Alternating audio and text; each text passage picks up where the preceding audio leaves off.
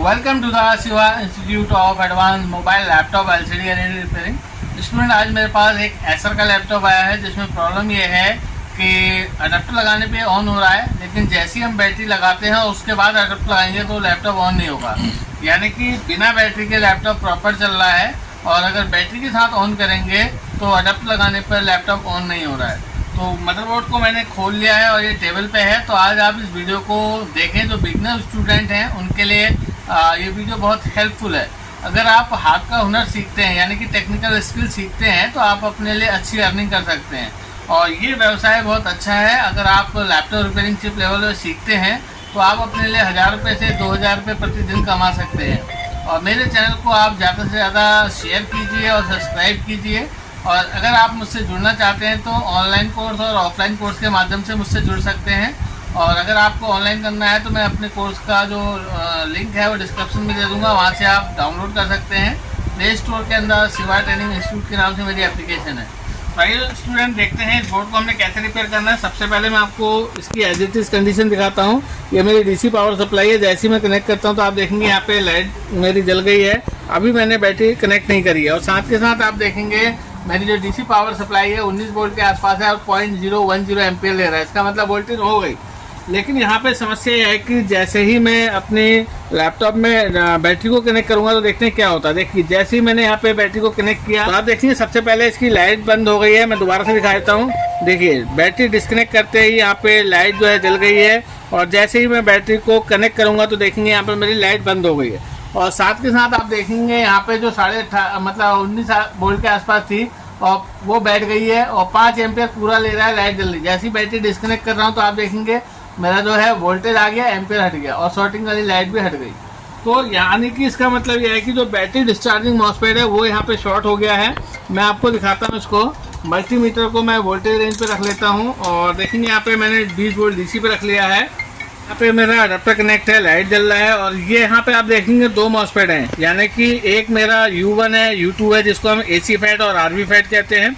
और आप देखेंगे ये इसका CLR है और CLR पे मेरा 18.35 वोल्ट आ रहा है। और ये वोल्ट मेरे आप देखेंगे ये जो मॉसफेट है बैटरी डिस्चार्जिंग मॉसफेट है, जबकि ये 2 मॉसफेट मेरी बैटरी चार्जिंग मॉसफेट है। यानी कि इसमें एक मेन मॉसफेट है, एक सपोर्टिंग मॉसफेट है। अब आप देखेंगे यहाँ पे जो बैटरी कनेक्टर है, इस बैटरी कनेक्टर पे पूरी वोल्ट आ रही है हमारी वोल्टिन, जो कि नहीं आनी चाहिए। यानी कि यहाँ पे हमको 3 वोल्ट के आसपास मिलता है, लेकिन यहाँ पे मुझे पूरी 18 वोल्ट मिल रही है। इसका मतलब है जो अडेप्टर लगा रहा हूँ वही बैटरी कनेक्टर पे वोल्टेज पहुँच रही है।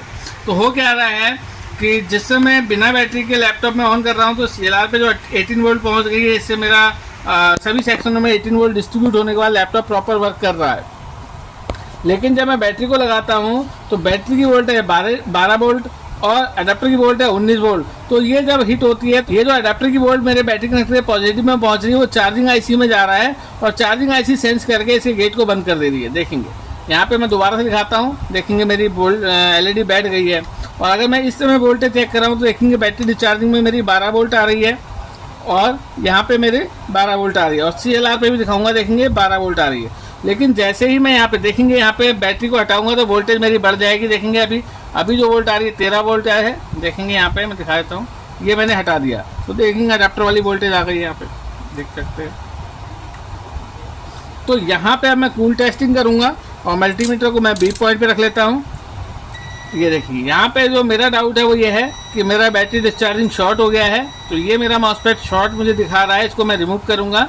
और यहाँ पे जो मैंने इसका नंबर देखा है वो 4407 है। इसका मतलब P चैनल लगा हुआ है। तो मैं इसको रिमूव कर लेता हूँ और आप देखेंगे केवल इसको रिमूव करने से हमारी प्रॉब्लम ओके हो जाएगी। आपने मॉसफेट को निकालते समय उसके गाइड पॉइंट पे ध्यान देना है कि उसका जो गेट है वो किधर को है और जो उसका ड्रेन है वो किधर को है, क्योंकि सोर्स और गेट एक ही तरफ होते हैं और ड्रेन के 4 पोल होते हैं। ये सब बेसिक चीज़ों में आप बेसिक क्लास में देख चुके हो। देखेंगे यहाँ पे मेरा मॉसफेट निकल गया है और ये मेरा शॉर्टिंग वाला मॉसफेट है। और यहाँ पे मेरे पास एक और मदरबोर्ड है जिसमें जो इसका वोल्टिन सेक्शन है इसमें मेरा P चैनल मॉसफेट लगा है। यहाँ पे भी 4407 है। तो इसको मैं एक बार देख के निकाल लेता हूँ।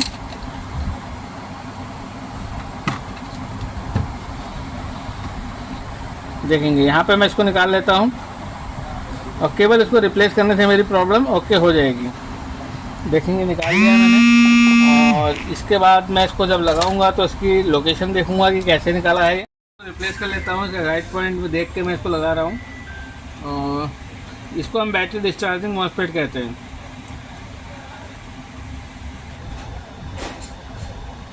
देखेंगे ये लग गया है मेरा।